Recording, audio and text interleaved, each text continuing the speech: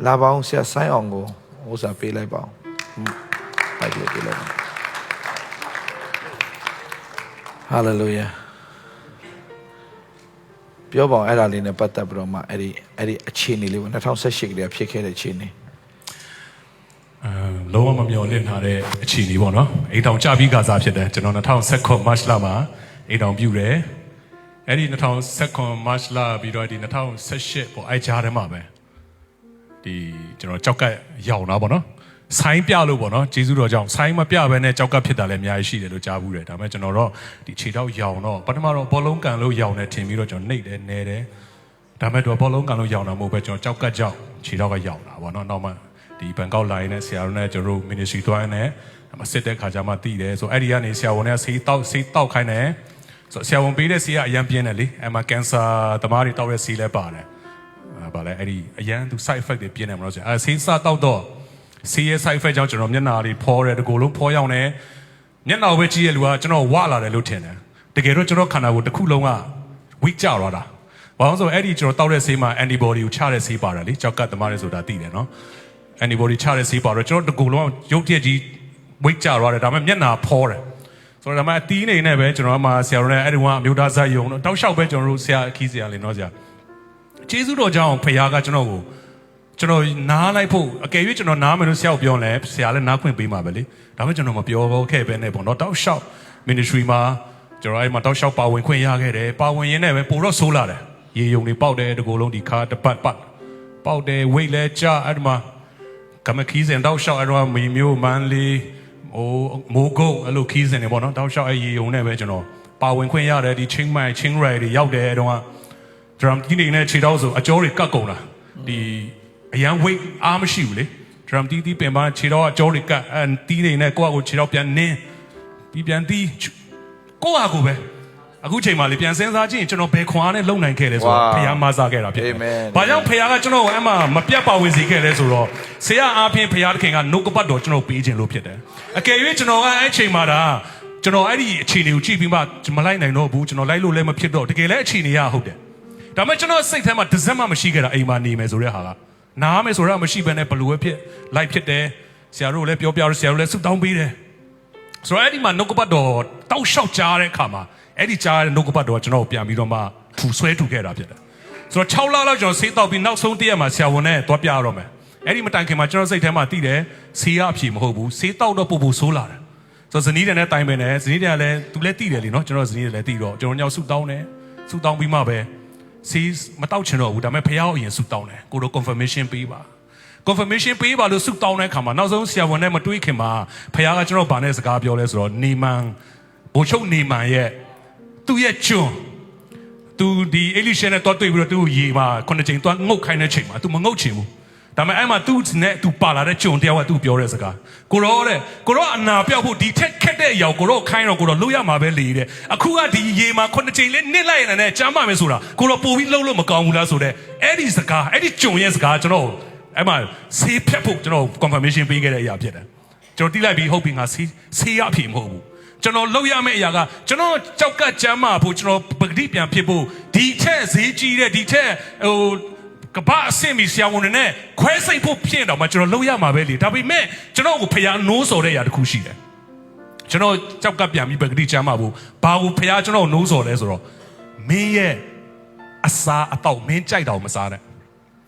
ကျွန်တော်ရဲ့စားတော့မှုပုံစံကိုပဲဖျားကျွန်တော်စကားပြောတာကျွန်တော်ပြန်ပြီးကျမ်းမာဖို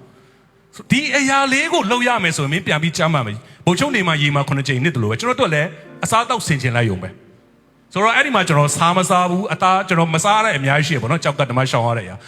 ဆိုတော့အဲ့ဒီအရာတွေနဲ့ဖခင်ကကျွန်တော်အစားတောက်ကိုပဲကျွန်တော်တောင်းတယ်အစားတောက်ဆင်ခြင်တာနဲ့ပဂတိပြန်ကျမ်းမာမယ်ဆိုတော့ confirmation ရတော့ကျွန်တော်အဲ့ဒီဆရာဝန်နဲ့တွားတွေ့တဲ့အခါမှာဆရာဝန်နဲ့6လပြည့်တဲ့နေ့ပေါ့နော်နောက်ဆုံးတွားတွေ့တဲ့အခါမှာကျွန်တော်သိတယ်လေအဖြေသိပြီးသားဆရာဝန်ကအဲ့ဒီမှာကျွန်တော်မေးတယ်ဆရာကျွန်တော်ဒီဆေးပဲချိန်လေးတောက်ရမှာလဲမပြောက်မချင်းတောက်ရမယ်ဒီဆေးတောက်အောင်ပြောက်မှာလားမပြောက်ဘူး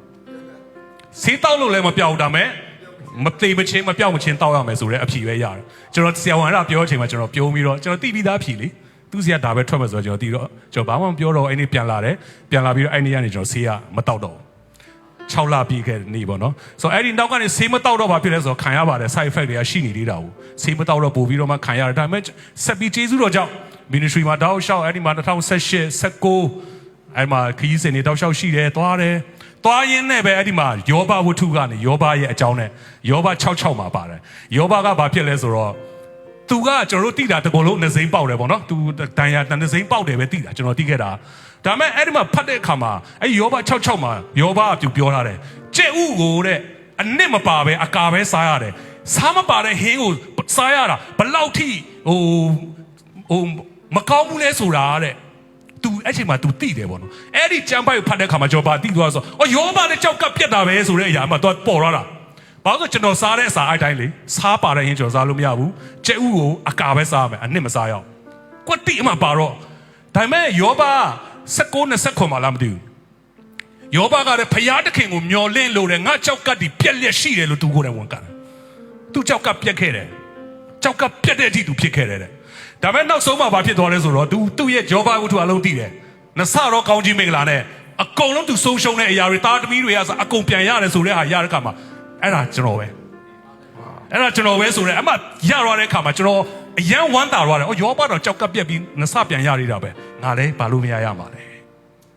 အဲ့ဒီဟာရခဲ့တယ်ဆိုတော့အဲ့ဒီနောက်ပိုင်းမှာကျွန်တော်ဘာနဲ့ပဲသွားလဲဆိုတော့နှုတ်ကပတ်တော်နဲ့ပဲသွားတယ်ဂတိတော်တွေဆွဲကင်တယ်အဲ့ချိန်မှာအခြေအနေကတော့မထူးခြားပါဘူးတောက်လျှောက်တရက်မှာကျွန်တော်အမေဆိုတော့အမေကတော့ဒီတိုင်းပြောတာပေါ့ကျွန်တော်ပြောတဲ့စကားဖုန်းဆက်ရင်လည်းပေါ့နော်ကျွန်တော်အိမ်ထောင်ကြတာလည်းမှ19 18 19လောက်ထိရောက်လာတဲ့ခါမှာအိမ်ထောင်မှာလည်းဖြစ်ချင်တော့ကျွန်တော်ကသားသမီးကမရသေးဘူးဒီလိုပဲပေါ့နော်မိဘတွေကတော့သားသမီးလိုချင်တာပေါ့မြေးချီချင်တာပေါ့ကျွန်တော်မိခင်တယ်ဆိုတော့ဒီလိုပဲဖုန်းပြောနေသူကလည်းဒီတိုင်းပဲပြောလိုက်တာပါအမေလည်းစိတ်မကောင်းဖြစ်မှာပေါ့နော်ကျွန်တော်အခြေအနေကိုကြောက်ကပ်ဖြစ်သွားတဲ့ခါမှာဒါပြောတယ်ကချင်လိုပြောတာပေါ့နော်ဒါပေမဲ့ဗမာလိုပါတာပြန်ရတော့အေးတဲ့နေရတဲ့အိမ်ထောင်ကြပြီးတော့တဲ့သားသမီးမရပဲယောဂပဲရတော့တယ်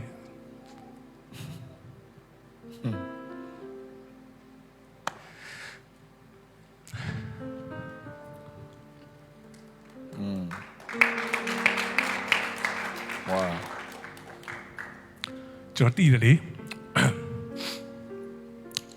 ေမိဘရဲ့ခံစားချက်ကျွန်တော်တည်တာပေါ့ကျွန်တော်လည်းလိုချင်တာပဲလေ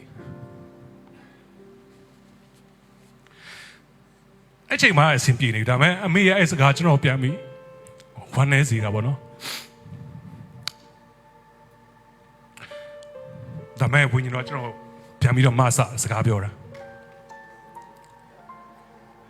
ာဘုရားကျွန်တော်တက်တည်ထူမယ်အာမင်အမေကတော့ပြောတယ်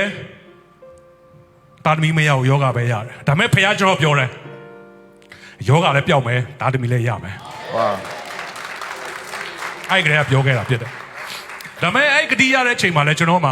အချိန်ကြီးကတော့မထူသေးပါဘူးကြောက်ကရောင်းနေတယ်ကျွန်တော်စီးမတောက်တော့ပြီမဲ့လည်းကျွန်တော်အစားတောက်တွေဆင်ချင်တယ်ကျွန်တော်တောက်လျှောက်သွားရတယ်ဒီဘက်ကျွန်တော်တို့ဒီ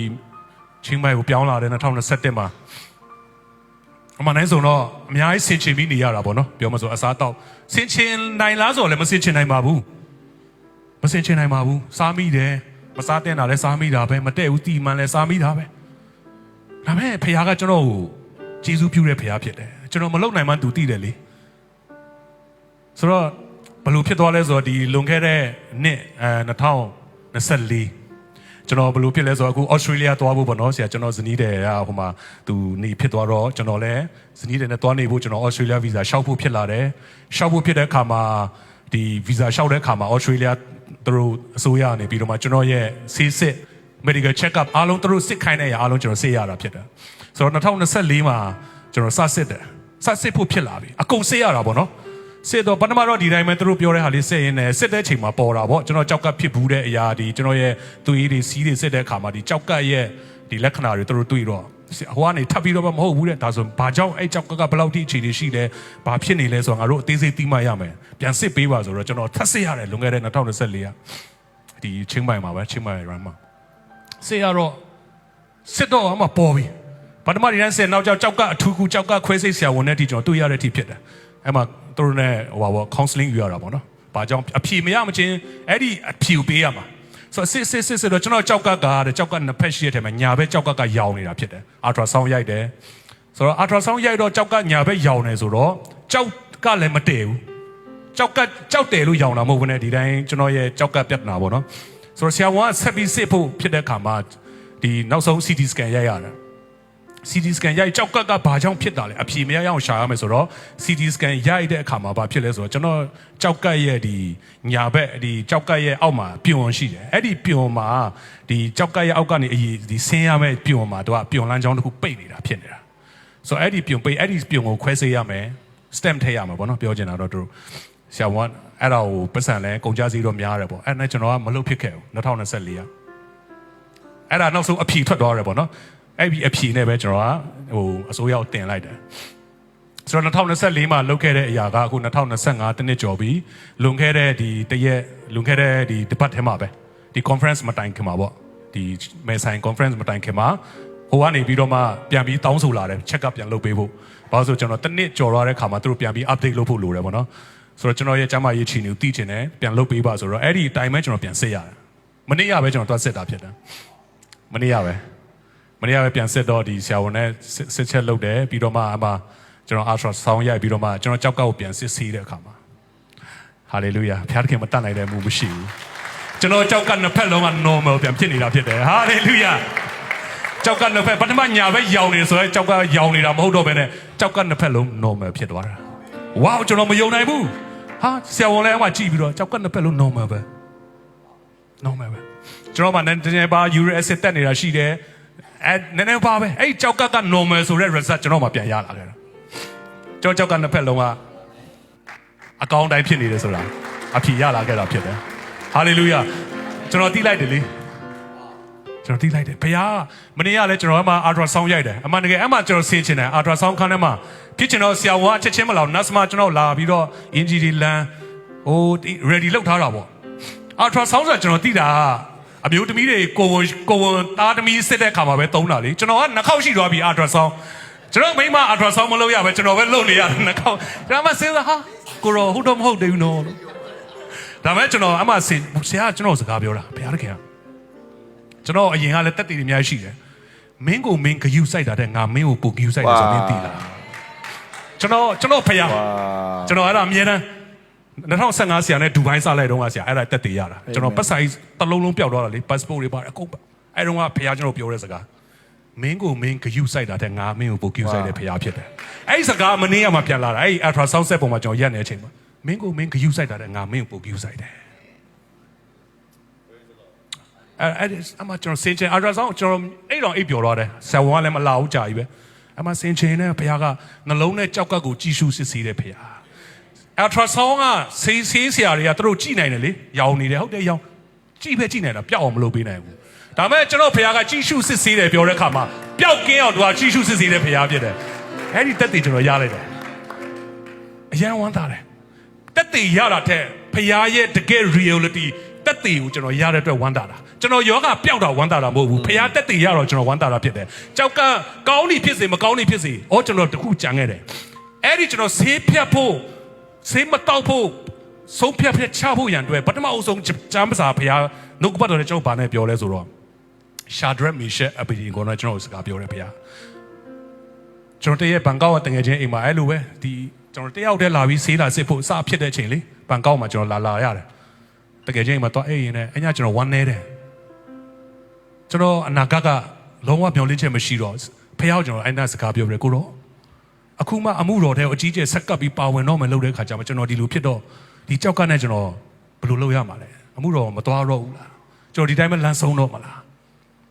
းအဲ့ဒီညမှာဖះကျွန်တော်ဗာနဲ့စကားပြောတယ်ရှာဒရက်မီရှက်အပီရီကောနဲ့ငါဖះကဒီမီးတဲ့နေကယ်နိုင်တဲ့ဖရားဖြစ်တယ်အေးမကယ်နိုင်ရင်လည်းငါအဲ့ဒီရုပ်တုရှိမှလုံးဝဒူးမထောက်ဘူးအဲ့ဒီဆုံးဖြတ်ချက်ကအဲ့ဒီညကျွန်တော်ရတာဖြစ်တယ်ဖရားကကျွန်တော်ကြောက်ကကိုပဂတိဖြစ်စီတယ်ကျွန်တော်ကြောက်ကကိုပြန်ပြီးကောင်းစီတယ်ဆိုတော့ကျွန်တော်ယုံတယ်အေးဒါမဲ့ကျွန်တော်ကြောက်ကပဂတိမဖြစ်လို့မကောင်းရင်လည်းကျွန်တော်ကိုရောပဲဆက်ပြီးကိုးကွယ်မယ်ကိုရောပဲချီးမွမ်းမယ်ဆိုတော့ဆုံးဖြတ်ချက်ချခဲ့တဲ့နောက်မှာပဲဆေးပြတ်ဖို့တက်တယ် confirmation တွေတစ်ခုပြီးတစ်ခ